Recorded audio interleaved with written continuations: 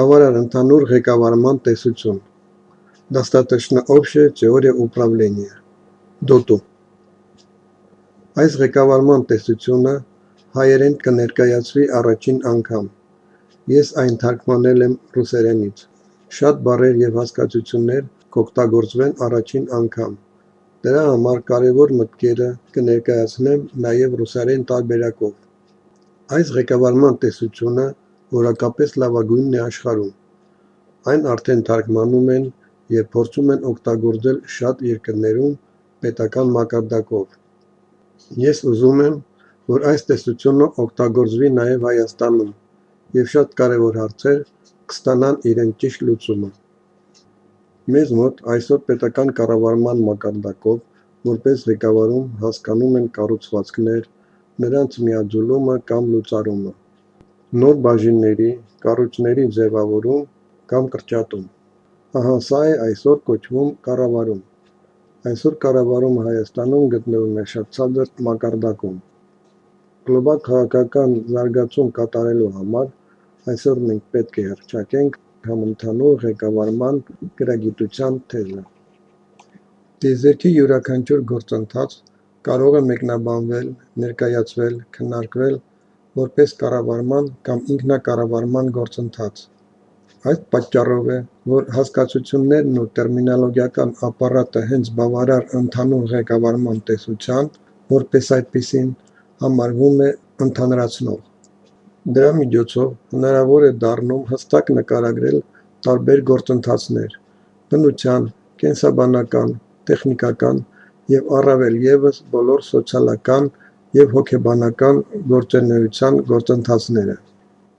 Բավարար ընդհանուր ղեկավարման տեսությունի գործիքակազմի օգնությամբ կարելի է հասկանալ ինչպես է իրականացվում ղեկավարումը ոչ միայն սոցիալական միջավայրում,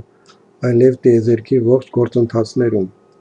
Նրանք, ովքեր տիրապետում են բավարար ընդհանուր ղեկավարման տեսությունի հիմնական տարրերին,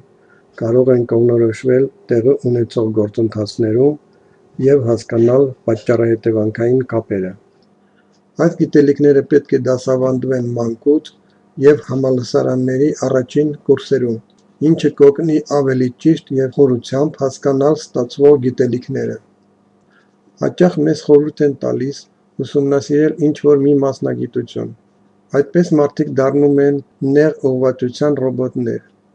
Դրա հետևանքով մի մասնագիտության տիրապետողը չի հասկանում մյուս մասնագիտության տիրապետողին. Բավարար ընդհանուր ղեկավարման տերմինոլոգիան օգնում է տարբեր մասնագիտությունների տիրապետողներին հասկանալ իրար. Այս ղեկավարման տեսությունը պետք է ուսումնասիրել փոքր հասակից, ինչը կօգնի հետագայում նոր տարբեր գիտելիքներ ուսումնասիրել. Ղեկավարման տեսության տերմինոլոգիական գործիքակազմը համընդհանուր է տարբեր գործընթացների մեկնաբանման հարցում. բնության, կենսաբանական, տեխնիկական, սոցիալական և այլն. Եվ թույլ է տալիս ամուր կանգնել ցանկացած գիտության հիմքում. Թույլ է տալիս խորանալ ցանկացած գիտության մեջ. Թույլ է տալիս լեզու գտնել բոլոր մասնագետներին. Նախ կարճ դիտարկենք դրա տեսակները, ինչից հետո առանձին կդիտարկենք դրանից յուրաքանչյուրի փոխկապվածությունը մնացածի հետ. Ղեկավարման բոլոր խնդիրները լուծում է գիտակցությունը. Գիտակցությունը լինում է անհատական և հավաքական. Ղեկավարման տեսությունը ունի երկու հիմնական խնդիր. Առաջինը, մենք ուզում ենք ինքներս ուղղակիորեն ղեկավարել օբյեկտին գործունեության ժամանակ. Սա ղեկավարման խնդիր է. Դիտարկենք այս սխեման. Մարդը ապրում է երկիր մոլորակում. Նրա վրա ազդում են կենսոլորտը, որը ապահովում է նրա գոյությունը. Կենսոլորտը պարունակում է թթվածին. Թթվածինը արտադրում են տերևները արևի ազդեցության ներքո. Ստացվեց, որ արևը մարդու վրա ունենում է ղեկավարող ազդեցություն. Այստեղ երևում է ղեկավարման հիերարխիան. Երկրորդ խնդիրը. մենք չենք ուզում ղեկավարել օբյեկտին իր գործունեության ընթացքում, բայց ուզում ենք, որ օբյեկտը առանց մեր ուղղակի միջամտությամբ ինքնաղեկավարվի մեզ համար ընդունելի ռեժիմով. Դա ինքնաղեկավարման խնդիր է. Այս գծագրում երևում է, ինչպես է հիերարխիկորեն ամենաբարձր համապարփակ ղեկավարման ազդեցությամբ ղեկավարվում երկիր մոլորակի տարբեր գործընթացներ։ Մի բան է, երբ գործողությունը ղեկավարվում է հիերարխիկորեն ամենաբարձր համապարփակ ղեկավարման համահունչ, մեկ ուրիշ բան է ոչ համահունչ։ Դիտարկենք ավտոմեքենայի ղեկավարման պարզ օրինակը։ Ավտոմեքենան ղեկավարման օբյեկտ է, իսկ վարորդը սուբյեկտ։ Ոտքերով վարորդը սխմում է ոտնյակին, իսկ ձեռքերով ղեկավարում է ղեկն, փոխանցման տուփը և կոճակները։ Ղեկավարման ուղղակի ազդեցությունը անվանում են ուղղակի կապ։ Իսկ տեսողությամբ, լսողությամբ, շոշափելով նա գնահատում է ավտոմեքենայի վիճակը սարքերի օգնությամբ, նայում է ճանապարհին և գնահատում է դրա վիճակը և արտաքին միջավայրի ազդեցությունները՝ լուսացույցը, եղանակը, այլ մեքենաները, ճանապարհի վիճակը և այլն։ Այդ բոլորը կոչվում է միջավայր, իսկ այդ ամենը միասին կոչվում է հետադարձ կապ։ Գծապատկերով դա ունի հետևյալ տեսքը։ Իսկ եթե գծագրի մեջ ավելացնենք միջավայրը, լրիվ գծագիրը կլինի հետևյալը։ Դիտարկենք հասարակության կողմից մարդու ղեկավարման գծապատկերը։ Մարդու վրա ազդեցություն ունեն ընտանիքը, ընկերները, ղեկավարը, մշակույթը, կրթությունը և այլն։ Բայց հետո պետք է գնահատել ստացված արդյունքը։ Դա կատարվում է հետադարձ կապի շնորհիվ։ Եթե չկա հետադարձ կապ, ապա համակարգը կործանվում է։ Պետք է հասկանալ, որ այդ ողջ համակարգը հիերարխիկորեն ամենաբարձր համապարփակ ղեկավարումի ազդեցության տակ է։ Դա բնական միջավայրն է՝ անտառներ, լճեր, գետեր, տարբեր տատանվող գործընթացներ, տիեզերքից մինչև Աստված։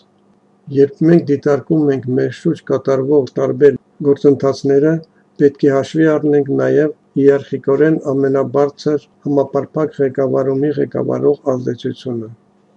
Իսկ ով է ղեկավարում հասարակությունը։ Հասարակությունը ղեկավարում է պետությունը, այսինքն պետական մարմինները իրենց որոշումներով, պետության շարժման ուղղության ընտրությամբ։ Իր ղեկավարման ազդեցությունը հասկանալու համար պետությունը պետք է ստանա հետադարձ կապ։ Հետադարձ կապը ստանալուց հետո, ճիշտ ղեկավարման դեպքում, պետությունը անհրաժեշտության դեպքում կարող է որոշ ուղղումներ իրականացնել ղեկավարման մեթոդներում։ Դիտարկենք տարբերակը, երբ մարդ իր համար պատրանք է ստեղծել և գնում է դեպի այդ նպատակը։ Պարզ է, կգա ժամանակ, և այդ մարդը կհիասթափվի։ Ենթադրենք երեխան խաղում է փայտե ձիով։ Եթե մենք երեխային ասենք, որ ձին իրական չէ, կցրենք նրա պատրանքը և նա լաց կլինի։ Հասարակության համար ստեղծված պատրանքների օգնությամբ կարելի է իրականացնել նրանց ղեկավարումը կամ ինքնաղեկավարումը։ Շատ երկրների համար ստեղծվում է պատրանք դեմոկրատիայի տեսքով, և չհասկանալով, թե դա ինչ է, շարժվում են դեպի այդ պատրանքային նպատակը։ Վերջում ստանում են այն արդյունքը, որը նրանց համար պատրաստել էին այլ ուժերը, և կարևորը մարդիկ չեն հասկանում իրենց հետ ինչ է կատարվում։ Դրա համար էլ մեծ կարևորություն ունի ճիշտ նպատակներ ունենալ և դրանց լուծման մեթոդներ ունենալը։ Կառավարումը միշտ ենթադրում է կառավարման նպատակների սուբյեկտիվ ընտրություն գործընթացի զարգացման տարբեր օբյեկտիվ հնարավոր տարբերակներից։ Ղեկավարման տեսությունը ունի երկու հիմնական խնդիր։ Առաջինը, մենք ուզում ենք ինքներս ուղղակիորեն ղեկավարել օբյեկտին գործողության ժամանակ։ Սա ղեկավարման խնդիր է։ Մենք չենք ուզում ղեկավարել օբյեկտին իր գործողության ընթացքում, բայց ուզում ենք, որ օբյեկտը առանց մեր ուղղակի միջամտության ինքնաղեկավարվի մեր համար ընդունելի ռեժիմով։ Դա ինքնաղեկավարման խնդիր է։ Նրանցից յուրաքանչյուրի գիտակցված ընտրության և լուծման համար, երբ մեկը ուղղորդում է մյուսին, անհրաժեշտ է տեղեկատվության 3 խումբ։ Առաջինը՝ ղեկավարման նպատակային վեկտոր, որն իրենից ներկայացնում է օբյեկտի գործողության իդեալական ռեժիմը։ Ղեկավարման նպատակային վեկտորը կառուցված է սուբյեկտիվ մղումներով, որպես մասնավոր կառավարման նպատակների հիերարխիկորեն դասավորված շարք, որն պետք է իրականացվեն իդեալական ղեկավարման դեպքում։ Համապատասխանաբար առաջին տեղում է ամենակարևոր նպատակը, իսկ վերջին տեղում ամենաանկարևորը, որից անհրաժեշտության դեպքում կհրաժարվեն առաջինը։ Երկրորդը ներկա իրավիճակի վեկտորը։ Ստացվող պարամետրերի օգնությամբ ներկայացվում է օբյեկտի իրական վարքագիծը և համեմատվում է այն պարամետրերի հետ, որոնք ներառում է նպատակային վեկտորը։ Այսինքն իրավիճակային վեկտորը ցուցակ է, որը ցույց է տալիս ղեկավարման օբյեկտի վիճակը, որը իրականում տեղի է ունենում։ Քանի որ տարբեր պատճառներով սուբյեկտի կողմից օբյեկտի վիճակը գնահատելը իդեալական չէ, ապա իրավիճակային վեկտորը միշտ իր մեջ պարունակում է որոշ սխալներ։ Եվ երրորդը ղեկավարման սխալների վեկտոր, որը իրենից ներկայացնում է տարբերություն ղեկավարման նպատակային վեկտորից, հանած ներկա կարգավիճակի վեկտորը հավասար է ղեկավարման սխալի վեկտորին։ Այն նկարագրում է իրական գործընթացի շեղումը նպատակային վեկտորի սահմանված իդեալական ռեժիմից և կրում է սխալի վեկտորից ժառանգած որոշակի անորոշություն։ Կարող է արդյոք պետությունը գնալ դեպի անհայտություն։ Պատկերացնենք ինքնաթիռ, որը թռչում է դեպի անհայտություն։ Վերջը ինքնաթիռը կընկնի։ Ավտոմեքենան, որը գնում է դեպի անհայտություն, կկանգնի, երբ վերջանա վառելիքը։ Այդ պատճառով կարևոր է ունենալ նպատակային վեկտոր, բայց նպատակը պետք է լինի ճիշտ և ոչ պատրանքային։ Պետությունը, որը իր առջև չունի դրված նպատակային վեկտոր, որոշ ժամանակ անց կլինի այնպիսին, ինչպիսին պլանավորել էին այդ պետության մասով այլ պետությունները կամ խմբերը։ Ինչպես տեսնում ենք, շատ կարևոր է ունենալ նպատակային վեկտոր։ Ղեկավարման տեսության առանցքային հասկացությունը օբյեկտի կայունությունն է կանխատեսելիության իմաստով։ Արտաքին միջավայրի ազդեցության, ներքին փոփոխությունների և ղեկավարման ներքո, կարճ ասած, կանխատեսելի կայունություն։ Փաստացի ղեկավարումը անհնար է, եթե օբյեկտի վարքը բավարար չափով կանխատեսելի չէ։ Դրա համար էլ ղեկավարման ամբողջական գործառույթը համարվում է ղեկավարման կարևոր գաղափարներից մեկը։ Ղեկավարման ամբողջական գործառույթը ինքնին դատարկ և թափանցիկ ձև է, որը լցվում է ղեկավարման գործընթացի ժամանակ։ Այլ խոսքով, այն օբյեկտիվորեն հնարավոր ղեկավարման մատրիցա է, ղեկավարման չափ է, ինչպես եռամիասնության գաղափարը, նյութ ինֆորմացիա չափ։ Այն նկարագրում է ղեկավարման գործընթացում ինֆորմացիայի շրջանառության և վերափոխման հաջորդական փուլերը, սկսած սուբյեկտ ղեկավարի կողմից ղեկավարման նպատակների վեկտորի ձևավորումից և ընդհուպ մինչև ղեկավարման գործընթացում նպատակների իրականացումը։ Այսինքն, եթե մենք գործ ենք սկսել, ապա սկզբից մինչև վերջ պետք է առաջնորդվենք ամբողջական ղեկավարման գործառույթով, այսինքն մենք պետք է իմանանք օբյեկտի վիճակը մինչև գործընթացի ավարտը ինֆորմացիոն մոդուլների օգնությամբ։ Որպեսզի հասկանանք, թե ինչ է ինֆորմացիոն մոդուլը, պետք է խոսենք նյութ ինֆորմացիա չափ եռամիասնության մասին։ Ցանկացած իր նյութական է,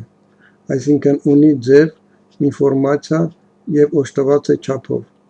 Տիեզերքի մի հատված մյուսին փոխանցում է ինֆորմացիա, որը օժտված է չափով, ինչի հետևանքով մյուս հատվածը փոխում է ինֆորմացիոն վիճակը։ Այդ ինֆորմացիոն վիճակը օբյեկտի չափավորությունը փոխում է այս կամ այն ուղղությամբ, ինչը բերում է նոր նյութական պարունակության։ Այսինքն, մի էլեմենտից մյուսին ցանկացած ինֆորմացիայի փոխանցումը ունի ղեկավարող ազդեցություն։ Օրինակ, իմ հոլովակները ղեկավարող ազդեցություն են այն դիտողների համար։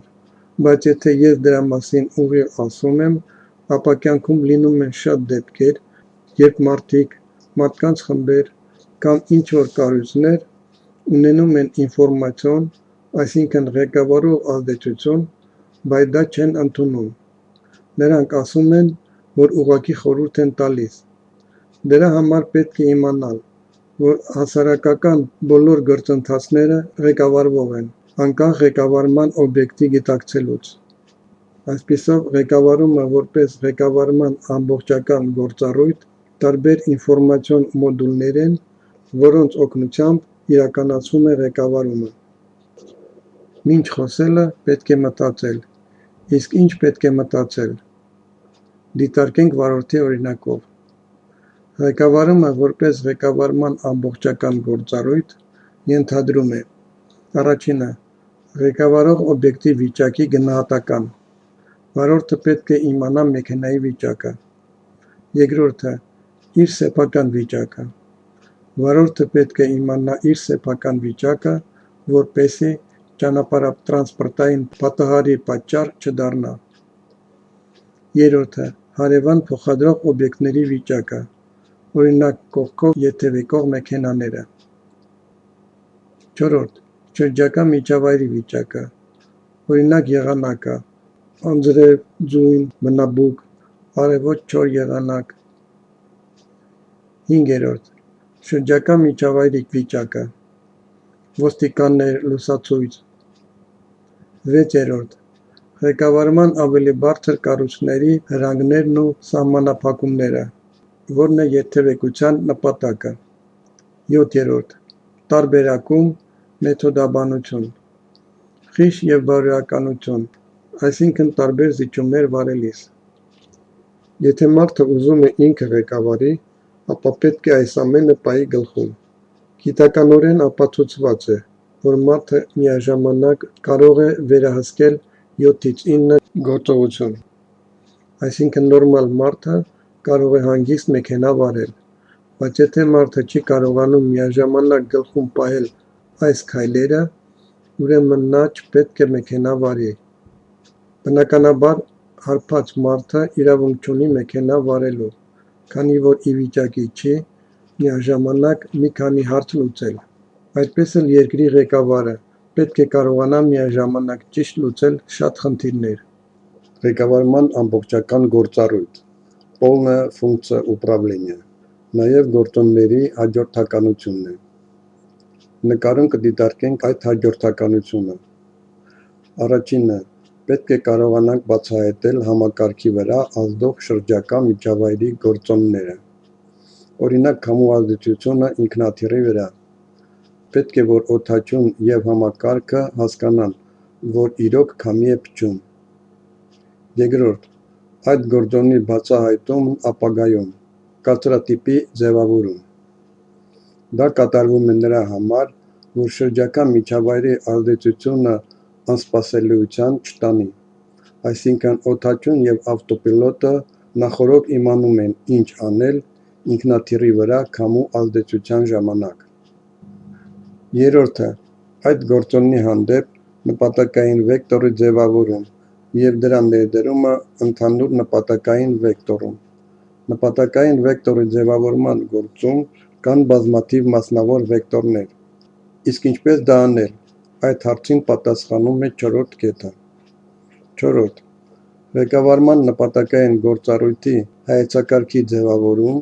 հիմնված կանխատեսման կայունության խնդրի լուծման վրա։ Ինչպես հասնել նշված նպատակին, ինչպես թռչել,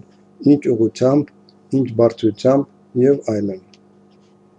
Վեցերորդ, ղեկավարման գործընթացում կառույցների գործունեության հսկողություն, դիտարկում։ Դա ապահովում է քաղաքացիական ավիացիայի նախարարությունը։ Եվ յոթերորդ, կառույցների աշխատունակության ապահովում կամ անհրաժեշտության դեպքում դրա լիկվիդացում, օրինակ ինքնաթիռի վերանորոգում, անհրաժեշտության դեպքում կառույցների ապամոնտաժում և այլն։ Այս բոլորը միասին ղեկավարման ամբողջական գործառույթն է, полная функция управления։ 1-ից 7-րդ կետերը առկա են Եթե դուք ուզում եք ինչ-որ մեկին կամ ինչ-որ բան ղեկավարել, եթե դուք այս կետերից որևէ մեկը չեք կատարում կամ հաշվի չեք առնում, ապա ձեր համակարգը կփլուզվի։ Այժմ պատկերացնենք երկրի կամ որևէ կառույցի ղեկավարը չգիտի այս մասին և չի անում այս կետերից գոնե մեկը, ուրեմն ողջ ղեկավարումը անկում կապրի։ Եթե ղեկավարը ուզում է կառավարել օբյեկտը ինքնուրույն, ապա նա պետք է միաժամանակ կատարի այս 7 կետերը։ Ղեկավարման ամբողջական գործառույթի էական հատվածը դա ղեկավարման նպատակային գործառույթն է։ Այսինքն ղեկավարման նպատակային գործառույթը դա ամբողջական ղեկավարման գործառույթի մասն է։ Ղեկավարման նպատակային գործառույթը նպատակային վեկտորում ներառված մասնավոր նպատակներից ամեն մեկի հանդեպ կառավարման գործընթացում նպատակին հասնելու հայեցակարգ է։ Ղեկավարման նպատակային գործառույթը որոշում է ինֆորմացիոն հոսքը, այսինքն ինֆորմացիոն ազդեցությունը գործընթացի վրա, այսինքն ինչ անել, ինչպիսի ինֆորմացիոն ազդեցություն ցուցաբերել, որպեսզի իրականացվի դրված նպատակները, ինչպես անել, որ հեքիաթը իրականություն դառնա։ Այլ խոսքերով, ղեկավարման գործառույթում իրավիճակային վեկտորը ինֆորմացիան փոխկապակցվում է նպատակային վեկտորի հետ և այդ փոխկապակցման հիման վրա մշակվում և իրականացվում է ղեկավարող ազդեցություն։ Դիտարկենք ղեկավարման մեթոդները։ Գոյություն ունի ղեկավարման 3 մեթոդներ՝ կառուցվածքային, ոչ կառուցվածքային և կոմբինացված։ Կառավարման գործընթացում ղեկավարման ամբողջական գործառույթը իրականացվում է կառուցվածքային և ոչ կառուցվածքային մեթոդներով։ Առաջինը դա կառուցվածքային մեթոդն է։ Կառուցվածքային ղեկավարման մեթոդի դեպքում ինֆորմացիան փոխանցվում է կոնկրետ սահմանված կառուցվածքային տարրերով, որը ստեղծված է ղեկավարման գործընթացի մեկնարկից առաջ։ Օրինակ, գործարանում ղեկավարող ազդեցությունը, որտեղ գործարանի տնօրենից հրամանը փոխանցվում է աշխատողին նախօրոք ստեղծված կառույցներով։ Այսպիսի ղեկավարման համար շատ բան պետք չէ, բայց այս մեթոդը այնքան էլ ապահով չէ։ Շատ երկրների ղեկավարներ և բնակչության մեծամասնությունը գիտեն ղեկավարման միայն այս մեթոդը։ Երկրորդը ոչ կառուցվածքային մեթոդն է։ Ոչ կառուցվածքային ղեկավարման մեթոդի դեպքում չկան որպես այդպիսին նախապես որոշված կառույցներ։ Իրականացվում է ինֆորմացիայի անհասցե տարածում մի միջավայրում, որը կարող է ինքնիրեն ստեղծել կառույցներ տարրերի միջև ինֆորմացիոն ալգորիթմական հարաբերություններ հաստատելով։ Օրինակ, բիզնեսմենը ցանկանում է վաճառել պահեստում կուտակված ալյուրը։ Ինչ անել։ Նա իր ընկերոջ հետ բազմաթիվ կանգառներում բարձր ձայնով սկսում են խոսել ալյուրի գների սպասվող կրկնակի աճի մասին։ Մարդիկ, ովքեր լսում են դա, սկսում են ալյուր գնել և բարեկամներին էլ խորհուրդ են տալիս գնել։ Որոշ ժամանակ անց ողջ ալյուրը վաճառվում է։ Այսպիսով մարդիկ ինքնուրույն ստեղծեցին ժամանակավոր աշխատող կառույց։ Ես արդեն ասել եմ, որ այսպիսի ոչ կառուցվածքային մեթոդով հիմնականում ղեկավարում է համաշխարհային էլիտան։ Այս մեթոդը շատ վստահելի է, չնայած երկար ժամանակ է պետք։ Դրա համար էլ համաշխարհային էլիտան իր նպատակների իրականացման դեպքում ժամանակային ուշացում է գրանցում, բայց երկար ժամանակի շնորհիվ հասնում է դրված նպատակին ավելի կայուն, քան կառուցվածքային ղեկավարման դեպքում։ Ոչ կառուցվածքային ղեկավարման մեթոդի դեպքում ստեղծվում է այնպիսի ինֆորմացիոն ազդեցություն, որի դեպքում օբյեկտը իրան հնարավորինս կանխատեսելի կպահի։ Երրորդը կոմբինացված մեթոդն է։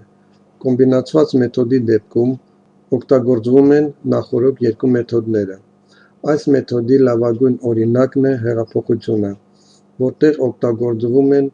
և կառույցները, և համապատասխան ինֆորմացիայի շրջանառում։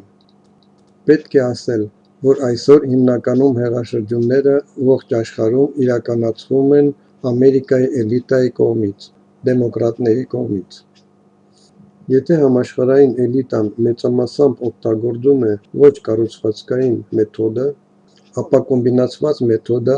ամբողջությամբ բավարարում է համաշխարհային էլիտայի պահանջները, քանի որ նպատակներին հասնելու համար նա երբեմն օգտագործում է արդեն պատրաստի կառույցները։ Այժմ դիտարկենք ղեկավարման ռեժիմները։ Ղեկավարման ռեժիմները լինում են բալանսավորված և մանևրող։ Բալանսավորված ռեժիմի դեպքում համակարգը հավասարակշռվում է թույլատրելի վերին և ստորին սահմանների միջև, այսինքն դրանք տատանվում են թույլատրելի սահմաններում։ Օրինակ ինքնաթիռը թռչում է որոշված ուղով, բայց այնտեղ կան թույլատրելի շեղումներ տարբեր ուղղություններով։ Որոշ օդանավակայաններում կան շարժիչի աղմուկի թույլատրելիություն։ Ղեկավարման կորուստը դա իրավիճակային վեկտորի ելքն է իդեալական ռեժիմի թույլատրելի շեղումների սահմաններից, բալանսավորված կամ մանևրող։ Այլ խոսքերով, բազում թույլատրելի սխալի վեկտորից դուրս ընկնումը։ Մանևրները բաժանվում են ուժեղի և թույլի։ Դրանց տարբերությունը իրարից պայմանավորված է և որոշվում է ժամանակի չափման միավորի սուբյեկտիվ ընտրությամբ։ Դա այն է, երբ օբյեկտը մի բալանսավորված ռեժիմից անցնում է մյուսին։ Եթե այդ անցումը կատարվում է բավականին կարճ ժամանակում, նշանակում է, որ դա ուժեղ մանևրում է, իսկ եթե մանևրումը տևում է բավականին երկար ժամանակ, ապա այն թույլ մանևրում է։ Օրինակ 1990 թվականին մեր երկիրը մանևրեց և սոցիալիզմի բալանսավորված ռեժիմից անցում կատարեց կապիտալիզմի բալանսավորված ռեժիմը կարճ ժամանակահատվածում, այսինքն այս մանևրումը ուժեղ էր։ Իսկ եթե այդ անցումը մենք կատարեինք երկար ժամանակում, օրինակ 20-30 տարում, ապա մանևրումը կհամարվեր թույլ։ Ղեկավարման ռեժիմը բնորոշվում է ղեկավարման նպատակային վեկտորով։ Մարդու գիտակցությունը կարող է միաժամանակ կառավարել 7-ից 9 օբյեկտներով։ Ղեկավարման տեսության տերմինոլոգիայով կյանքի տարբեր խնդիրների նկարագրման ժամանակ միաժամանակ օգտագործվող կատեգորիաների ընդհանուր քանակը չի գերազանցում 9։ Առաջինը՝ նպատակային վեկտոր, երկրորդը՝ իրավիճակային վեկտոր, երրորդը՝ ղեկավարման սխալի վեկտոր, չորրորդը՝ ղեկավարման ամբողջական գործառույթ, հինգերորդը՝ ղեկավարման հասկացությունների փաթեթ,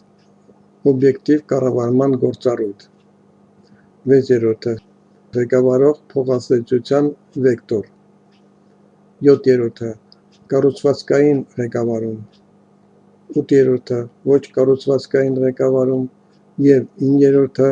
բալանսավորվող ռեժիմ կամ մանևր։ Իշխանության ինչ տեսակներ են անհրաժեշտ երկրի նորմալ գործունեության համար, որպեսզի նրանք կարողանան իրականացնել բոլոր 9 կետերը։ Շատ երկրների ղեկավարման կառուցվածքը հիմնված է ղեկավարման 3 իշխանությունների վրա՝ օրենսդիր, գործադիր և դատական։ Ղեկավարման այս համակարգը սխալ է և չաշխատող։ Եկեք դիտարկենք իշխանության աշխատող մեխանիզմը։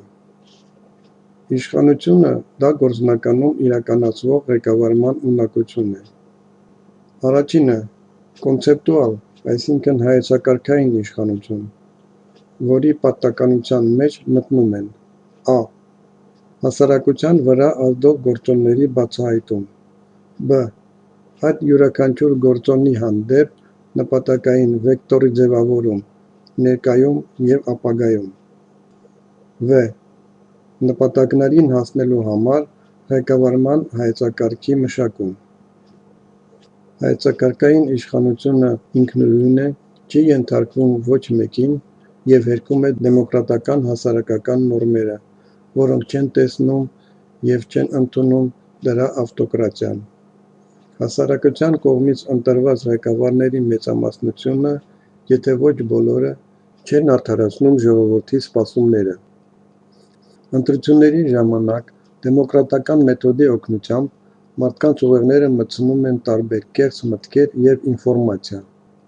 Մեծամասամբ ընտրություններում մեծամասնությունը սխալվում են իրենց քաղաքական անգրագիտության պատճառով։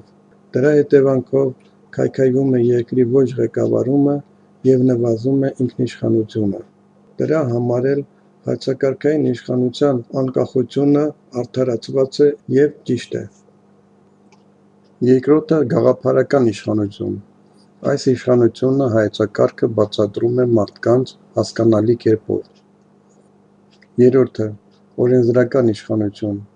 Հարմարեցնում է իրավաբանական նորմերը հայեցակարգին։ Չորրորդ գործադիր իշխանություն։ Կյանքի է կոչում հայեցակարգը կառուցվածքային և ոչ կառուցվածքային մեթոդներով։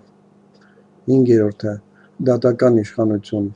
Հետևում է կյանքում օրենքի կատարումը։ Ահա սրանք են իշխանության 5 տեսակները։ Ղեկավարումն անհնար է, եթե օբյեկտիվ վարքագիծը բավարար չափով կանխատեսելի չէ։ Ղեկավարման տեսության հիմնական հասկացություններից է օբյեկտի կայունությունը շրջակա միջավայրի, ներքին փոփոխությունների և ղեկավարման ազդեցության ներքո, վարքագծի կանխատեսելիության առումով, կամ կարճ ասած, կանխատեսելի կայունություն։ Ենթադրենք որևէ գործընթացի վրա կա ինչ-որ ազդեցություն, և դրա հետևանքով գործընթացը դուրս է մնում ինչ-որ ռեժիմից։ Եթե գործընթացն ի վիճակի է վերադառնալ անհրաժեշտ ռեժիմին, ապա այն համարվում է կայուն, իսկ եթե գործընթացը չի կարող վերադառնալ անհրաժեշտ ռեժիմին, ապա համարվում է անկայուն։ Կանխատեսելի կայունության գաղափարը լինում է օբյեկտիվ և սուբյեկտիվ, և դրանք միավորվում են կանխատեսելիության ինչ-որ ամբողջության շրջանակներում։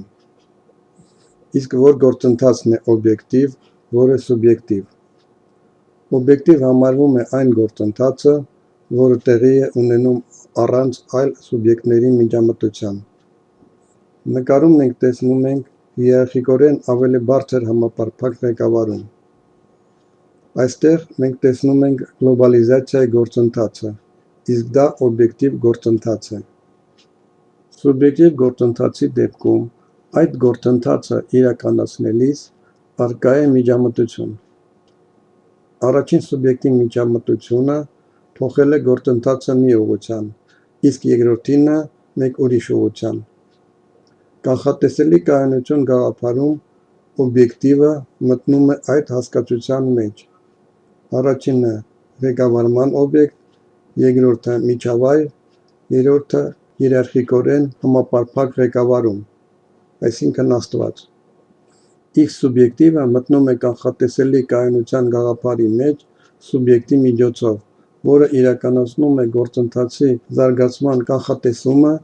և այն հայտնաբերված սուբյեկտների,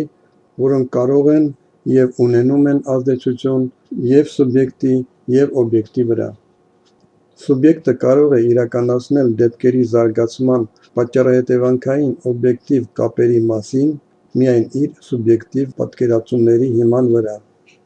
Եթե կա գործընթաց, ապա այն ունի պատճառներ և պայմաններ, որոնցում այն իրականացվում է։ Յուրաքանչյուր գործընթաց, կապված այդ պատճառներից և պայմաններից, ունենում են հետևանք։ Եթե պատճառներն ու պայմանները նույնն են, մենք կունենանք նույն հետևանքները։ Եթե մարդը դա գիտի, ապա այդ գիտելիքները թույլ կտան նրան կանխատեսումներ անել և իմաստավորված գործել։ Պատճառահետևանքային կապերի նույնությունը ընդունվում է որպես համապատասխան դեպքերի յուրահատկություն, այլ ոչ թե վիճակագրության հավանականության կանխորոշում,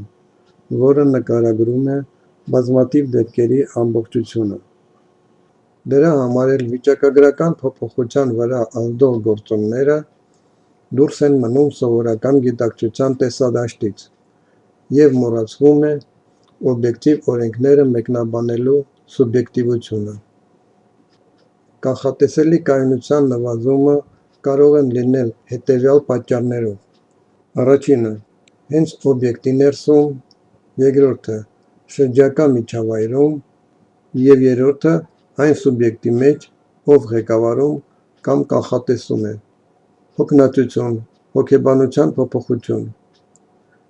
Կայունության կորուստը կարող է լինել պատահական կամ աստիճանական։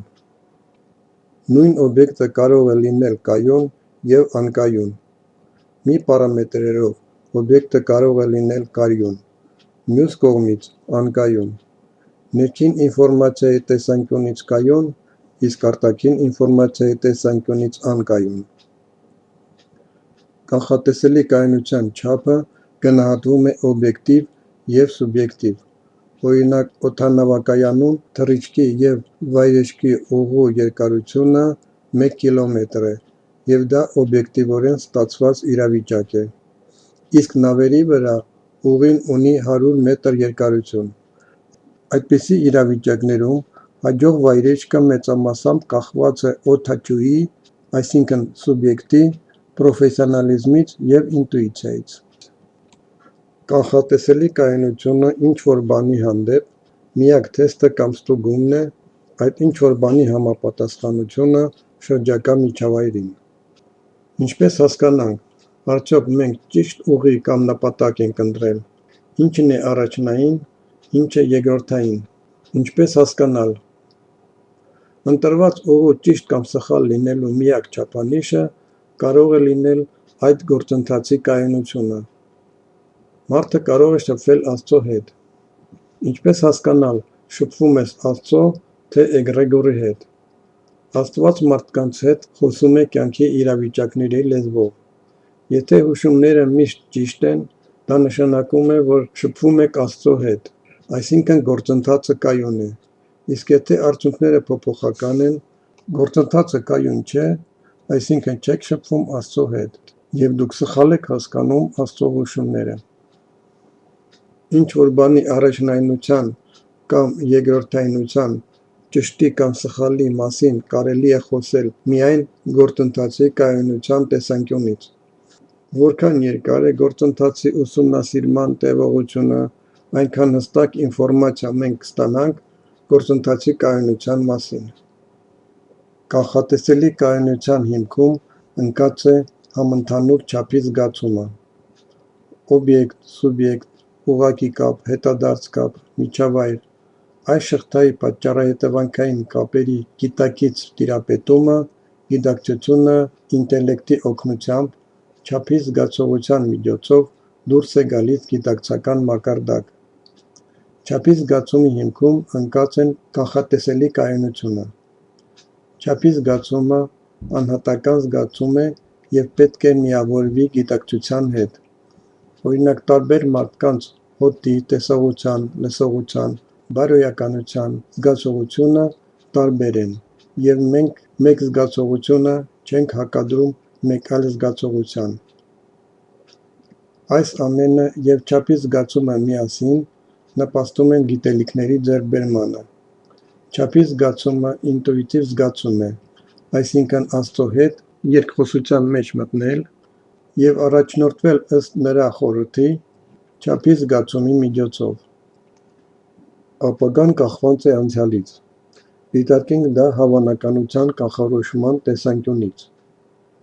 Նկարում մենք տեսնում ենք իրականության մի պահը։ Մենք տեսնում ենք, թե ինչպես է անցյալը ներկայի միջոցով անցնում ապագա։ Անցյալը բազմաբնույթ է և հանգում է մի կետի, իրականության մի պահի և գնում է բազմաբնույթ ապագա։ Դիտարկենք նորմալ բաշխման օրենքը հասարակության օրինակով։ Մարդկանց 2-ից 5%-ը լրիվ անգրագետ է։ Մարդկանց 2-ից 5%-ը շատ խելացի են, իսկ մնացածը նորմալ են։ Եթե մենք հասարակության վրա ունենանք ինֆորմացիոն ազդեցություն, օրինակ կրթության որակը բարձրացնենք, ապա շատ խելացիների քանակը կավելանա, բայց կբարձրանա նաև արդեն շատ խելացիների մակարդակը, նրանք կդառնան շատ խելացի։ Դա նշանակում է, որ գրաֆիկը կգնա աճ։ Եթե ինֆորմացիոն ազդեցությունը լինի լավը, ապա գրաֆիկը կտեղաշարժվի աճ, իսկ եթե վատը, ապա կտեղաշարժվի ձախ։ Այժմ բաշխման օրենքը դիտարկենք նկարով։ Անցյալից եկանք ներկա, եւ եթե ներկայում ոչինչ չարվի, ամեն ինչ կմնա այնպես, ինչպես կա։ Իսկ եթե ներկայում ջանք գործադրենք, ապա դեպքերը կուղենք դեպի բարի կամ չարը, կախված դրված ջանքերի։ Նշանակում է ապագան ստեղծվում է անցյալից ներկայի միջոցով։ Նշանակում է հավանականության կանխատեսումը չափի զգացումի մասերից մեկն է, իսկ չափի զգացումը ապագայի տարբեր տարբերակների հավանականության կանխատեսման ընկալումն ու համեմատումն է։ Հավանականության կանխատեսումը հավասարազոր է մեկ միավորի, իսկ տարբերակների յուրաքանչյուրի հավանականությունը փոքր է միավորից։ Կյանքը հավանական կանխատեսումների իրականացման պրակտիկ իրագործում է։ Ղեկավարման ամբողջական գործառույթից հետևում է, որ հավանականության կանխատեսումների իրագործումը արվեստի գործընթաց է և միշտ հստակ է ու ներկայանում է որպես անհատական ասպեկտ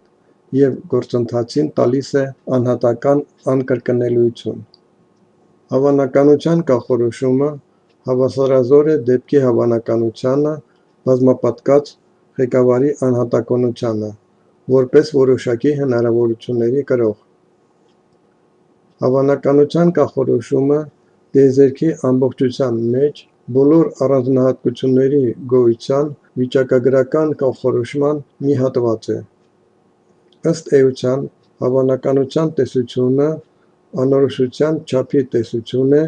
բոլոր տարբերակներից միակ որոշակի տարբերակի իրականացման գործում։ Որևէ գործընթաց ղեկավարելիս պետք է հաշվի առնել դրան զուգահեռ առկա բոլոր խոչընդոտ։ Օրինակ, նկարում տեսնում ենք ինչպես է մեր կանաչ գույնի գործընթացի վրա ազդում մյուս երկու գործընթացները՝ կարմիր և կապույտ գույնի, և ինչպես են խոչընդոտները ազդում գործընթացի վրա, և մեր գործընթացը մի քիչ շեղվում է։ Դա նշանակում է, որ ինչքան ցածր է ընտրված տարբերակի իրականացնելու հավանականությունը, այնքան ավելի որակյալ ղեկավարում պետք է ապահովվի անցումային գործընթացներում,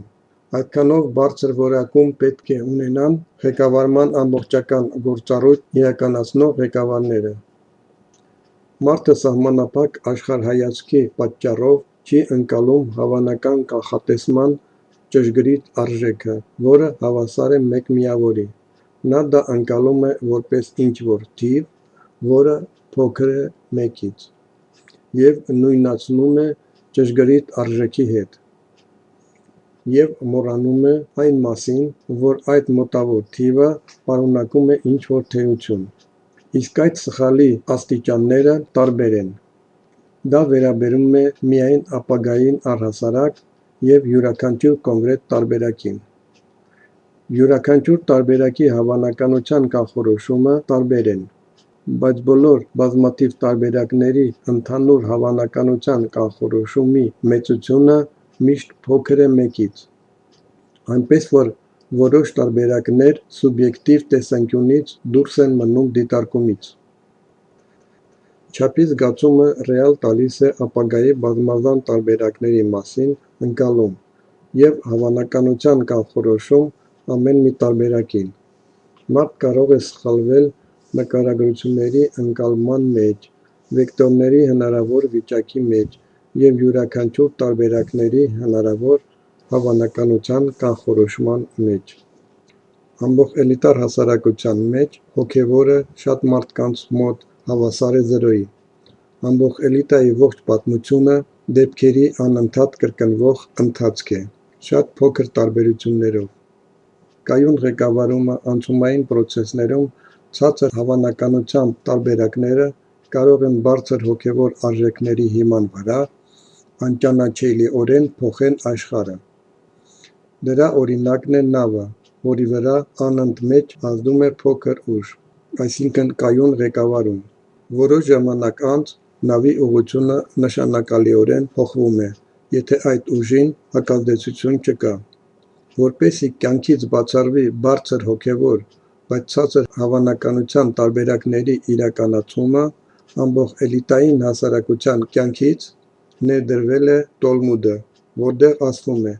ամենալավ այծը արժանի է մահվան, այսինքն ամենալավ մարդիկ արժանի են մահվան։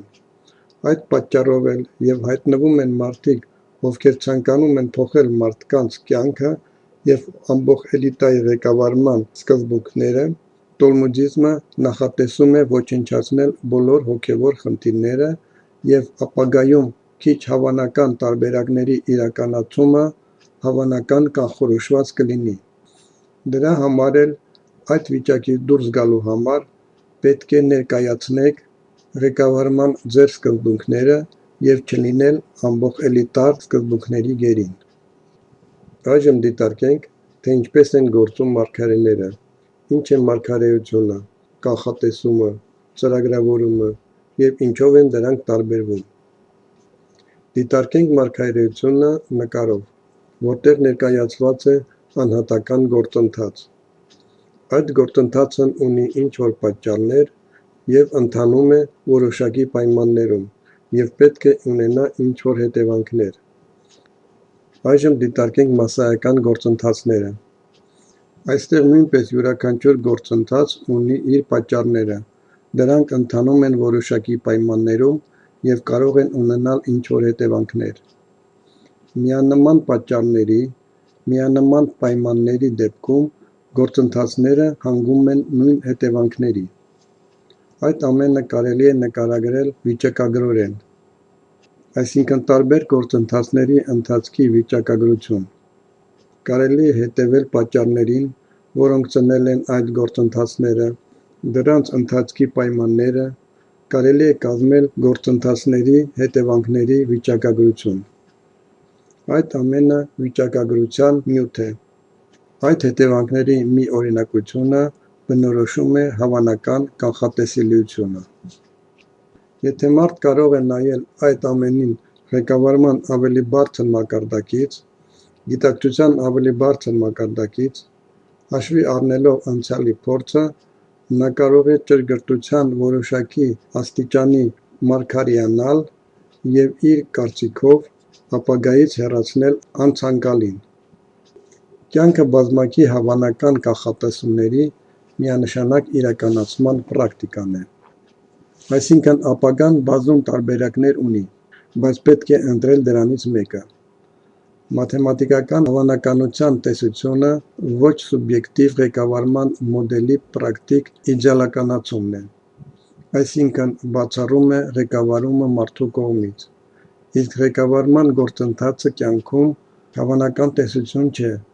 այլ ղեկավարումը իրականացնում են կոնկրետ մարդիկ ղեկավարման ամբողջական գործառույթով։ Այդ պատճառով էլ հավանականության տեսությունն ու վիճակագրությունը կույր են անհատականության հանդեպ ղեկավարման առումով։ Ղեկավարման ամբողջական գործառույթի ղեկավարման խնդիրներում գործընթացի հավանական կանխատեսման իրականացումը հավասար է այդ գործընթացի մաթեմատիկական հավանականության ինքնաիրականացմանը, բազմապատկած ղեկավարի անհատականությանը, որպես որոշակի հնարավորությունների կրող։ Եթե վիճակագրական օրինաչափությունը անփոփոխ են կամ փոխվում են դանդաղ, ապա դրանք կարելի է օգտագործել ապագայի տարբեր տարբերակների կանխատեսման համար։ Այժմ դիտարկենք, ինչ է աստվածային նախախնամությունը։ Մենք գիտենք, որ մարդկանց բոլոր զգացմունքներն ունեն զգացմունքայնության աստիճան։ Այս զգացմունքայնության աստիճանից դուրս կատարվում են դեպքեր, որոնք մարդը չի հասկանում։ Այն ամենը, ինչ կատարվում է մարդու զգացմունքայնության սահմաններից դուրս, կոչվում է աստվածային նախախնամություն կամ հիերարխիկորեն ամենաբարձր համապարփակ ղեկավարում։ Եվ այս ամենը կարող է կործանել դեպքերի զարգացման նախկին հնարավոր բոլոր տարբերակները։ Երբ դեպքերին կա Աստծո միջամտությունը, դա անպատճառ չէ, այն միշտ էլ հայեցակարգորեն կայուն է, եւ Աստծո այդ միջամտությունը կատարվում է ղեկավարման ամբողջական գործառույթով։ Աստված մարդկության հետ կապված ծրագրեր ունի, ու եթե նա տեսնում է, որ օգնություն է պետք, նա օգնում է նրանց, ում գործողությունները համընկնում են Աստծո նախախնամությանը։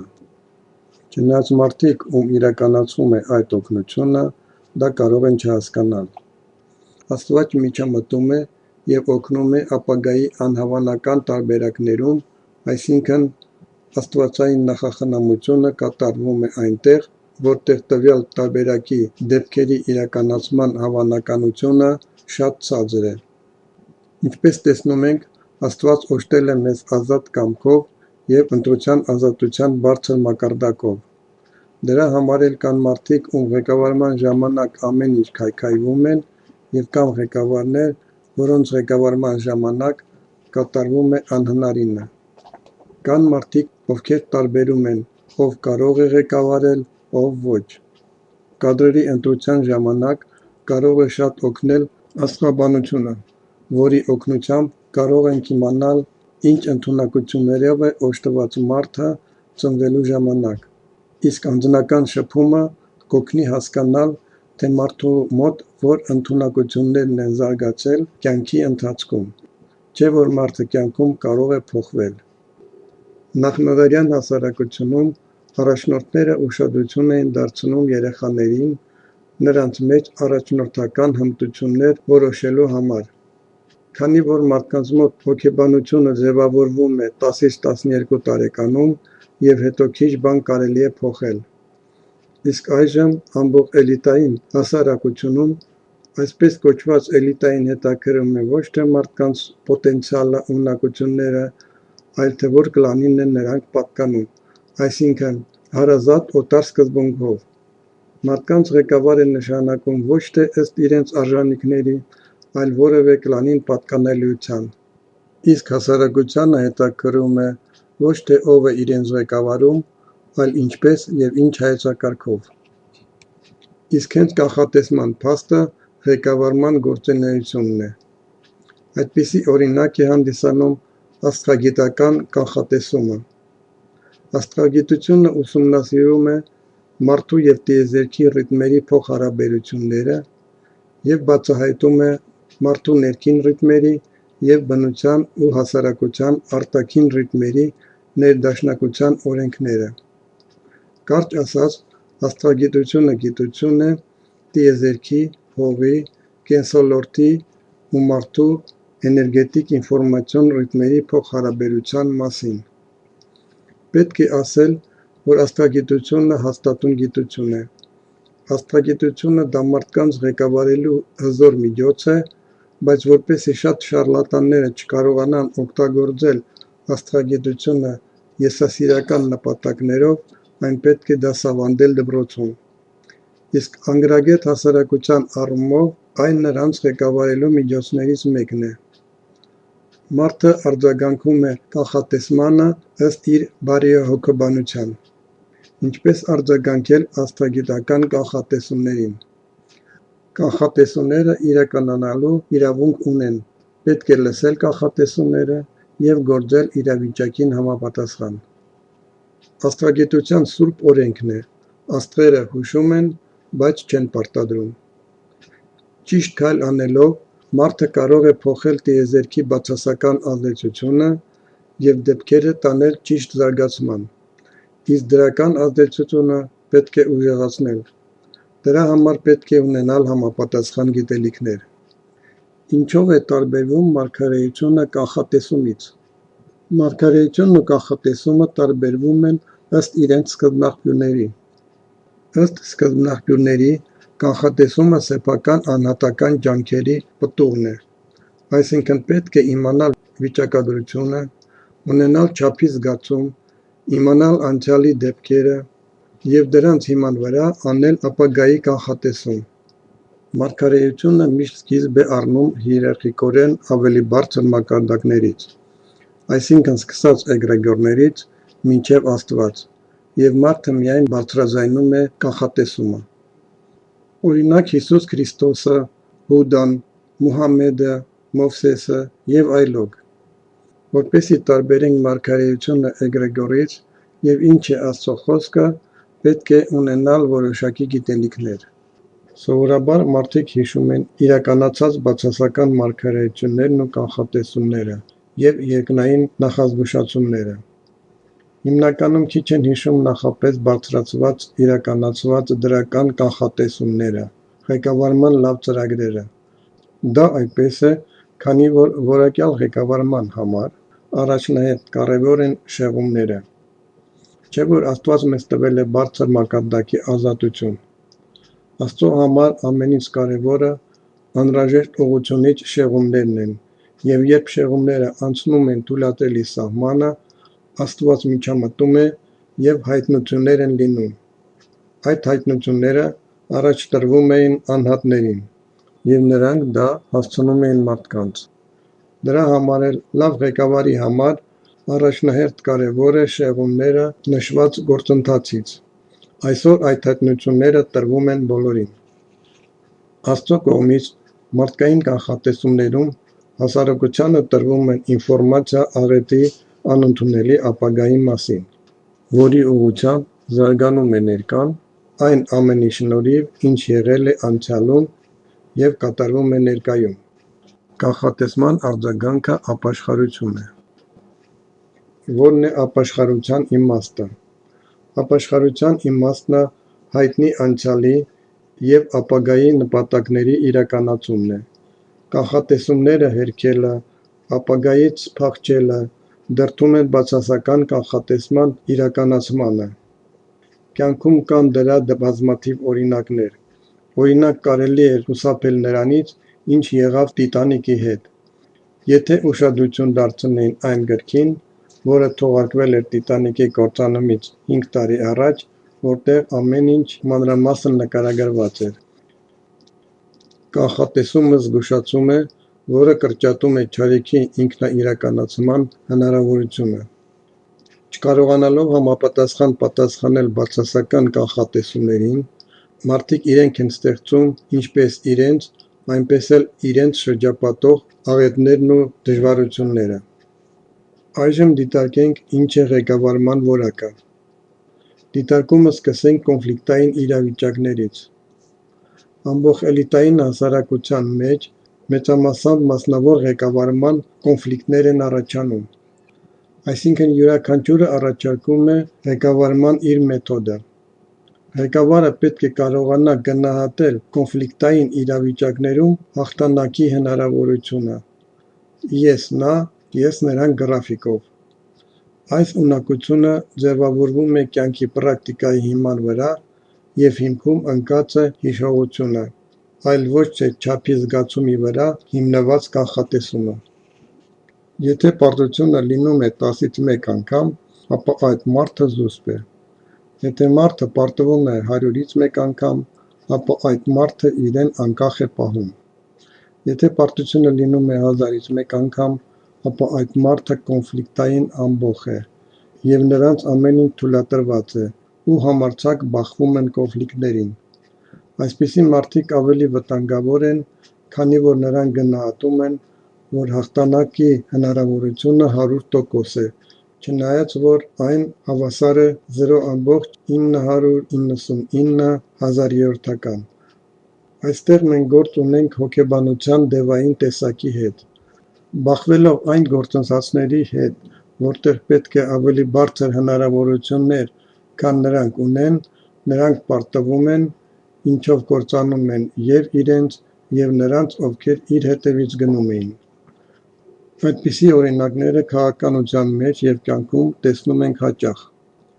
Չափի զգացումը անհատական է և ունի անհատական վարքագիծ։ Եթե ոչ ստանդարտ իրավիճակներում մարդը գործում է չափի զգացման հիման վրա, այլ ոչ թե հրահանգների, ապա նա կարող է փրկել իրավիճակը։ Կյանքում կան շատ ոչ ստանդարտ դեպքեր, երբ օգտագործելով չափի զգացումը, մարդիկ կարող էին փրկել իրավիճակը, բայց օգտագործում են հրահանգները և շատ մարդիկ կործանվում են։ Դրա համար էլ անիմաստ է կրթությունը առանց չափի զգացման ներդրման, քանի որ չափի զգացումը հնարավորություն է տալիս կապել գիտելիքները իրականության հետ։ Առանց չափի զգացումի անհնար է ղեկավարել նույնիսկ ստանդարտ թույլատրելի իրավիճակները։ Կոնֆլիկտային իրավիճակները կարելի է լուծել երկու եղանակով։ Առաջին մեթոդ. Կա ղեկավարման օբյեկտ։ Մի ղեկավարն ասում է գնանք այս ուղով, երկրորդն ասում է գնանք մյուս ուղով, երրորդը առաջարկում է մեկ այլ ուղղություն, նրանք վիճում են ղեկավարման ուղղության ընտրության համար։ Պետք է կարողանալ բարձրանալ ավելի բարձր այդ մարդկանցից և ղեկավարելով հիերարխիկորեն բարձր ղեկավարմամբ, միավորել այդ ուժերը, որպեսզի ղեկավարման օբյեկտը ուղղենք զարգացման անհրաժեշտ մակարդակին։ Երկրորդ մեթոդ. բաժանիր իրար դեմ հանիր բոլորին և տիրիր։ Այսպիսի ղեկավարը մեկին մի բան է ասում, մյուսին մի բան, իսկ երրորդին ուրիշ բան, և իր ջանքերի արդյունքում ինքն էլ է կործանվում և օբյեկտին էլ է տանում կործանման։ Դրա օրինակն են այն ուժերը, որոնք տարբեր երկրներին հանում են իրար դեմ, որպեսզի իշխեն և դրա արդյունքում աշխարհը տանում են գլոբալ համաշխարհային ճգնաժամի։ Կյանքում լինում են դեպքեր, երբ ղեկավարները չցանկանալով, չգիտակցելով, ստեղծում են պայմաններ բաժանիր և տիրելու սկզբունքով։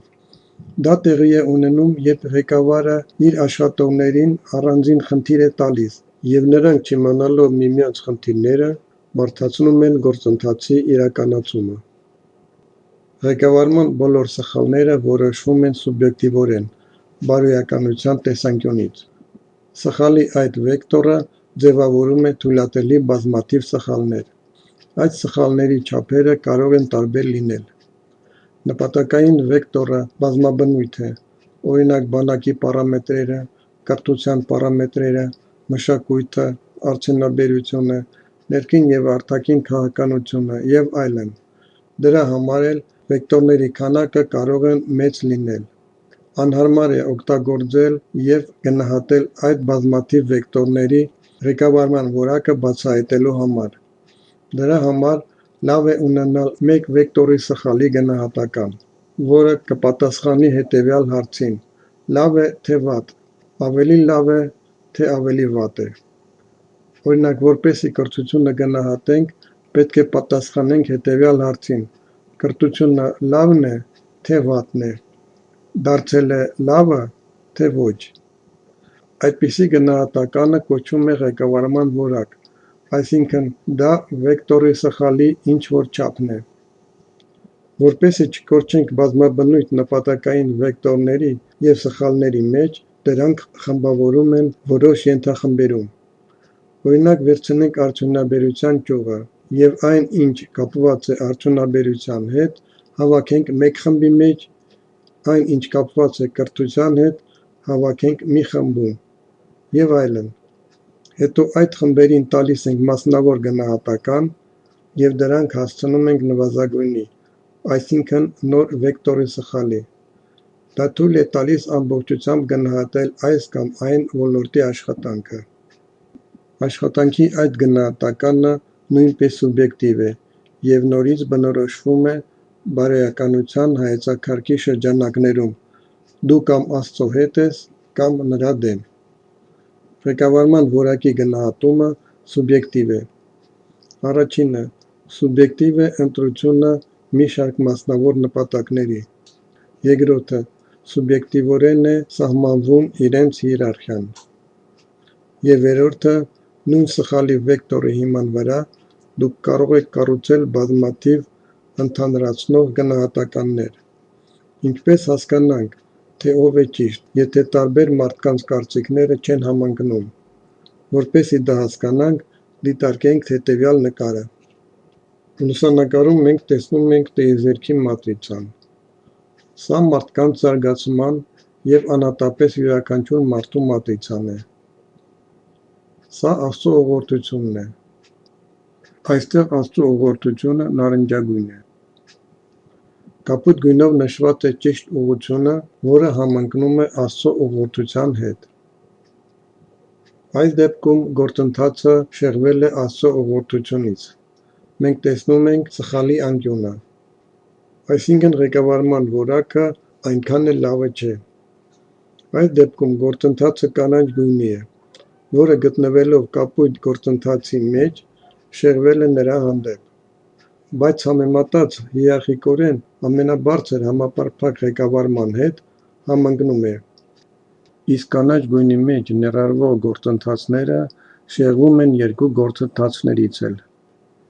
Ինչպես տեսնում ենք, բոլոր գործընթացները իրար հետ չեն համընկնում։ Իսկ ինչպես հասկանալ, որ գործընթացն է գնում ճիշտ ուղով։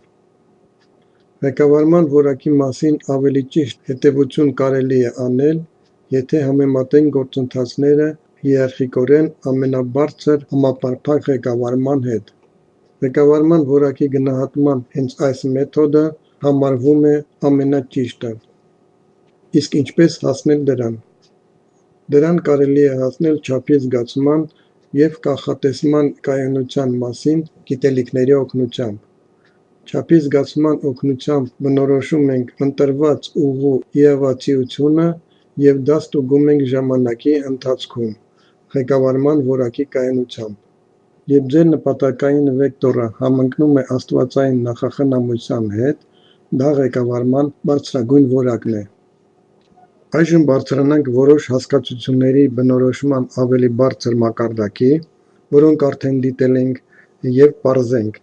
ինչ է փակ համակարգը, ղեկավարումն ու հայեցակարգը։ Գծագրում ներկայացված է փակ համակարգ։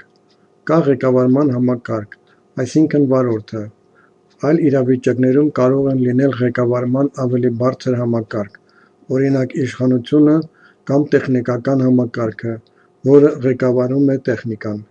Կա ղեկավարման օբյեկտ կամ միջավայր, որում գտնվում է ողջ համակարգը։ Կա ուղիղ կապ, հետադարձ կապ, միջավայր, որոնք ունեն իրենց ազդեցությունը ղեկավարման համակարգի վրա։ Ղեկավարման համակարգի մեջ կարող են լինել ներքին կապեր, օրինակ ուղիղ կապ, հետադարձ կապ, եթե դա բարդ համակարգ է։ Այժմ այս գրաֆիկը կցենք այլ գրաֆիկի։ Գրաֆիկով մենք տեսնում ենք նպատակային վեկտորը, իրավիճակային վեկտորը, սխալի վեկտորը, ղեկավարման համակարգը, ղեկավարման օբյեկտը և ուղիղ կապը, հետադարձ կապը, միջավայրը, որոնք ունեն իրենց ազդեցությունը ղեկավարման համակարգի վրա։ Այս ամենը հենց փակ համակարգ է։ Իսկ այժմ տանք ղեկավարման հստակ սահմանումը։ Ղեկավարումը դա տարբեր որակների գործողությունների միավորված համակարգված ամբողջություն է, որը իրականացվում է փակ համակարգի էլեմենտների կողմից, այսինքն ինֆորմացիայի փոխակերպման և շրջանառության հիերարխիան ղեկավարման հայեցակարգի իրականացման գործընթացներում։ Սա ամբողջական ֆունկցիա է, դրա որևէ փուլի բացակայությունը ղեկավարումը դարձնում է անհնար, իսկ հայեցակարգը անիրականանալի։ Այժմ ղեկավարման ընդլայնման դիտարկումից հետո ուսումնասիրենք կառուցվածքային և ոչ կառուցվածքային ղեկավարումը։ Փակ համակարգը ամբողջությամբ և նրա մասը ձևավորում են կառույց։ Կառույցը պետք է ենթարկվի նպատակային վեկտորին և իր մեջ կրի ղեկավարման նպատակային գործառույթը։ Կառուցվածքային ղեկավարման դեպքում ղեկավարման որակը ապահովում են կառույցների ճարտարապետության և կառույցի մասերի աշխատունակության բնութագրերից։ Բեռի ճարտարապետությունը դա էլեմենտների միջև ֆունկցիոնալ բեռի բաշխումն է այնպես, որ ապահովի ղեկավարման բարձր որակ։ Պետք է լինի էլեմենտների հերթականություն։ Օրինակ գործարաններում գործարանի տնօրենը, գլխավոր ինժեները, արտադրության պետը և այլն։ Աշխատունակության բնութագիրը բնորոշում է էլեմենտների համապատասխանությունը ֆունկցիոնալ մակարդակին, այսինքն դրանց որակավորման մակարդակը։ Դա նշանակում է, որ կառույցի աշխատակիցները պետք է տիրապետեն որոշակի հմտությունների և աշխատանքի իմացության։ Պետք է լինի համապատասխանություն նպատակային վեկտորի և կառույցի ձևի միջև, հակառակ դեպքում ղեկավարման որակը ցածր կլինի։ Կառույցի ձևի ստեղծման սխալները կարող են ոչնչացնել նույնիսկ բարձր ֆունկցիոնալություն ունեցող կառույցների տարրերը։ Ինչպես արդեն դիտարկել ենք, կառուցվածքային եղանակի դեպքում Ղեկավարման կառույցները ստեղծվում են նախապես մինչև ղեկավարման գործընթացի սկսելը։ Կառուցվածքի ձևավորումը և տարրական բազան չեն փոխվում ղեկավարման ընթացքում, իսկ եթե փոխվում են, ապա պետք է ունենան ճշգրտման բնույթ որոշ սխալների առաջացման դեպքում։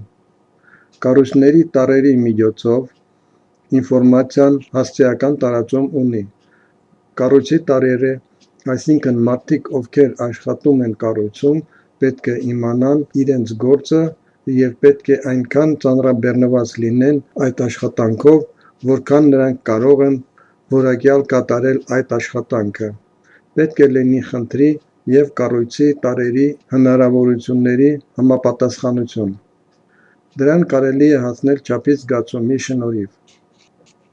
Հրահանգներով չի կարելի հաշվի առնել կյանքի ողջ նրբությունները։ Կառույցների տարրերը կարող են ամբողջությամբ տեղավորվել ղեկավարման օբյեկտում։ Կարող է լինել նաև հեռավոր ղեկավարում, երբ տարրերը կամ տարրերի մի մասը տեղավորված են օբյեկտից դուրս։ Այժմ դիտարկենք ինչ է սուպերհամակարգը։ Սուպերը նշանակում է բարձրագույն։ Սուպերհամակարգը կազմված է բազում նման տարրերից և յուրաքանչյուր տարրը օժտված է հիշողությամբ, որի հիման վրա նա կարող է ինքնաղեկավարվել։ Այդ տարրերը կարող են փոխանցել ինֆորմացիան մեկ այլ տարրին ու հենց դրանով ղեկավարել նրանց, ստանալ ինֆորմացիա այդ տարրերից և արդեն ղեկավարվել նրանց կողմից։ Այսպիսի սուպերհամակարգի օրինակ է համարվում մարդկային հասարակությունը, որտեղ կան բազում ընտանիքներ։ Ընտանիքները միմյանց տալիս են և ստանում են ինֆորմացիա։ Եթե թեկուզ մեկ ընտանիքի տանք ինֆորմացիա, ապա այդ ինֆորմացիան կտարածվի մի ընտանիքից մյուսը։ Եթե որևէ ինֆորմացիա տարածենք սուպերհամակարգի թեկուզ մեկ էլեմենտի մեջ, ոչ կառուցվածքային եղանակով, ապա այդ ինֆորմացիան համապատասխան կերպով կտարածվի և մենք կարողանանք ուղղել այդ սուպերհամակարգի ղեկավարումը անհրաժեշտ ուղղության։ Այսինքն, եթե կա հատուկ ինֆորմացիոն մոդուլ և եթե սկսենք շրջանաձև առանց հասցե տարածել ինֆորմացիան համակարգի տարրերի մեջ, ապա դա կտանի նրան, որ շատ տարրեր ինքնաղեկավարման հիման վրա կհավաքվեն մեկ կառույցի, որը ուղղված կլինի համապատասխան նպատակային վեկտորի, որը այնտեղ ներդրված է, և ընդունելի ժամանակահատվածում սուպերհամակարգի ղեկավարումը կհասնի այնպիսի մակարդակի, որ սխալի վեկտորը ղեկավարման գործընթացում դուրս չի գա թույլատրելի սահմաններից։ Ոչ կառուցվածքային ղեկավարման դեպքում ինֆորմացիան իր մեջ կրում է որոշակի չափ, որը կանխորոշում է շատ մարդկանց վարքագիծը։ Շատ նմանատիպ տարրեր, հավանականորեն կանխատեսված, ծնում են փակ համակարգ, որոնք համապատասխանում են տրված նպատակային վեկտորի պահանջներին, սխալի վեկտորի թույլատրելի սահմաններում։ Վերը նշվածից կարելի է հետևություն անել, որ հենց այդ շատ տարրերը համարվում են փակ համակարգ ինչ-որ միջավայրում, և եթե այդ համակարգ նետվի որոշակի ինֆորմացիա, ապա նրանք հավանական կանխատեսմամբ ծնում են կառույց, որը կաշխատի այն նպատակների համար, որոնք դրված են այդ ինֆորմացիայի մեջ, որն էլ օժտված է որոշակի չափով։ Ոչ կառուցվածքային ղեկավարումը մասսայական երևույթների բնութագրերի վիճակագրական ղեկավարում է, որը հիմնված է տեղեկատվության պահպանման, տարածման, վերամշակման հավանականությունների բազմաթիվ տարրերի վրա։ Բնության մեջ առկա մասսայական երևույթները հիերարխիայի տարբեր մակարդակների վրա շատ հաճախ հանդիպում են ավտոսինխրոնիզացումի։ Ավտոսինխրոնիզացումը գործընթացների փուլերի համընկման երևույթ է, որը ընթանում է միաժամանակ բազում նմանատիպ օբյեկտներում։ Այդպիսի օրինակ են հանդիսանում հետևյալ երևույթները. լուսատիտիկների միաժամանակյա լուսավորումը բնության մեջ, մանր ձկների խոչընդոտներից համահունչ փախնելը, բազմամարդ նավակների համահունչ թիավորումը, Ավտոսինխրոնիզացումը շատ հաճախ դրսևորվում է կառուցվածքային ղեկավարման գործընթացներում, իսկ ոչ կառուցվածքային ղեկավարումը կարող է կառուցվել օգտագործելով ավտոսինխրոնիզացումը։ Ավտոսինխրոնիզացման համար անհրաժեշտ է, որ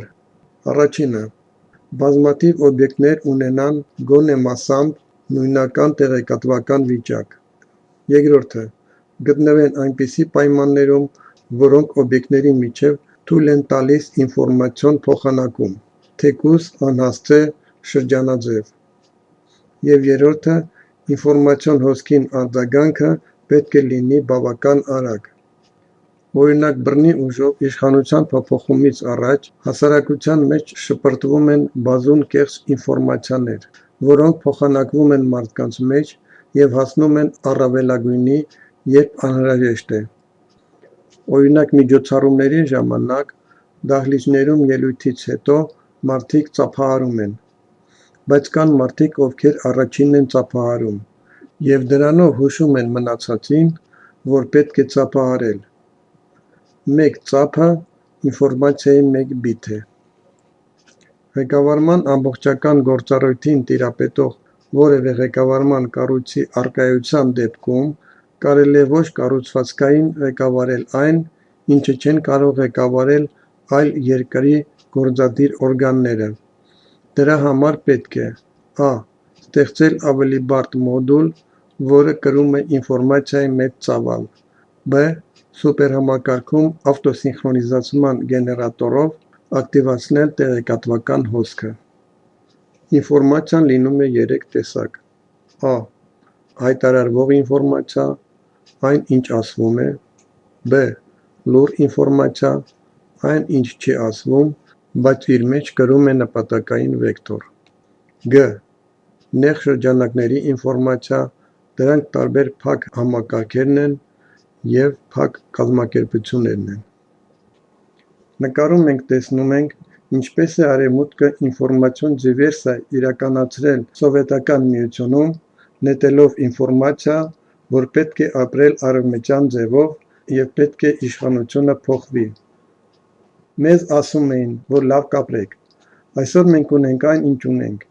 իսկ Արևմուտքի նպատակը խաբել ու թալանել մեզ, այսինքն նպատակային վեկտորը լրիվ այլ նպատակի էր ծառայում, քան մեզ ասում էին։ Հասարակության մեջ ծնվում էր ավտոսինխրոնիզացում, որպեսզի ժողովուրդը գործեր այլ ուժերի նպատակների իրականացմանը, որը աշխատում էր իրենց դեմ։ Եթե նրանք կարողացան օգտագործել ղեկավարման այդ մեթոդը իրենց շահերին հասնելու համար, ինչու մենք չօգտագործենք այս գիտելիքները ի օգուտ մեզ տարածելով այն։ Նկարում մենք տեսնում ենք այն լուսավոր կետերը, որտեղ արդեն տարածում են այս գիտելիքները։ Հայաստանում վաղուց պետք էր ձեռք բերել և տարածել այս գիտելիքները, որպեսզի ուրիշի ձեռքում գործիք չլինենք։ Ես ցանկանում եմ, որ շատ մարդիկ ուսումնասիրեն այս ղեկավարման տեսությունը, որովհետև Հայաստանում համարյա բոլոր ղեկավարները չունեն գիտելիքներ ղեկավարման մասին։ Այժմ դիտարկենք ղեկավարման գծագրերը, որպեսզի հասկանանք ղեկավարման որ ծրագրերն են լավը և ճիշտ, որոնք ոչ։ Դիտարկենք ծրագրային ղեկավարումը։ Ինչ է դա։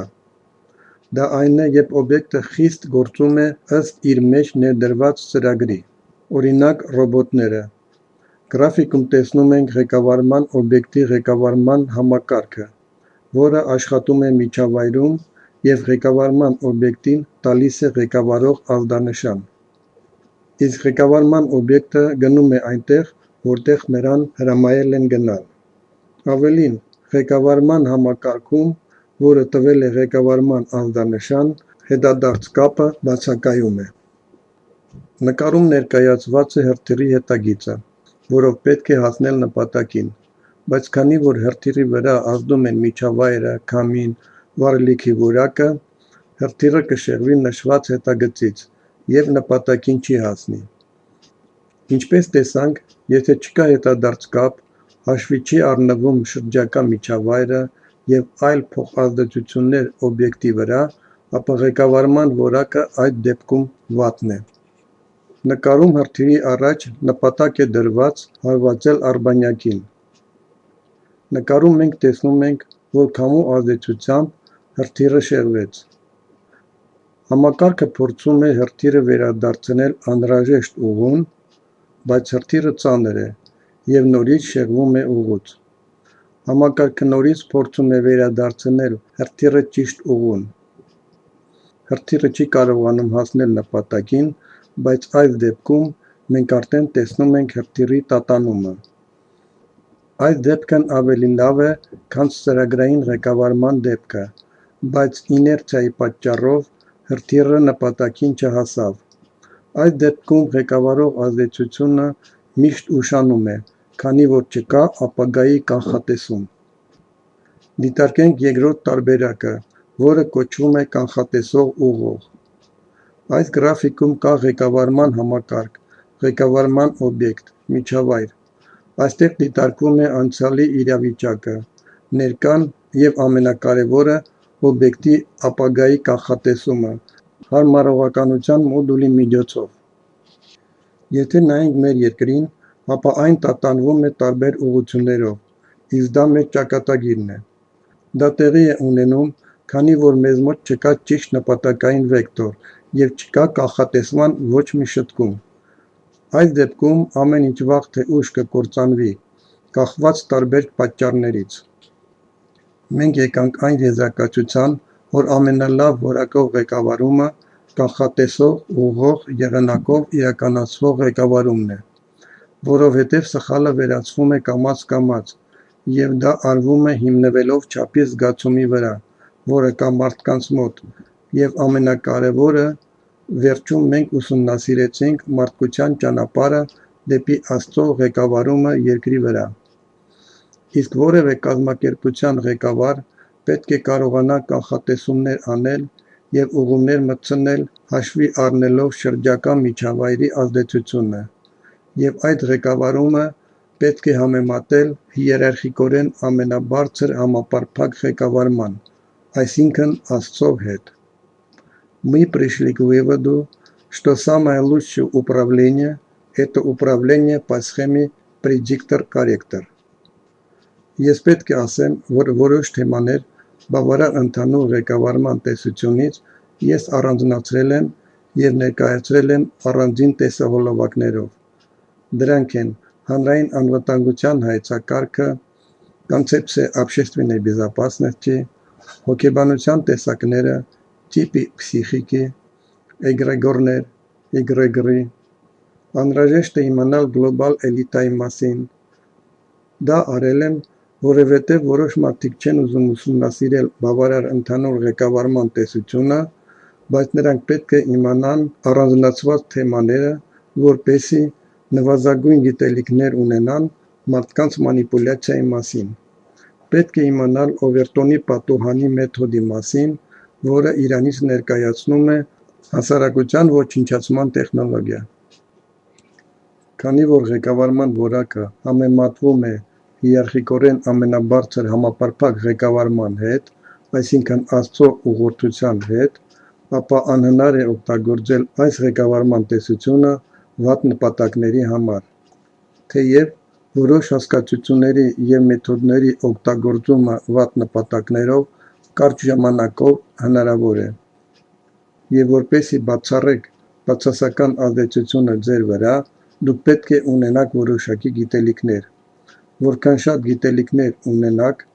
այնքան ավելի հեշտ կլինի հասկանալ բացասական ղեկավարող ազդեցությունը ձեր վրա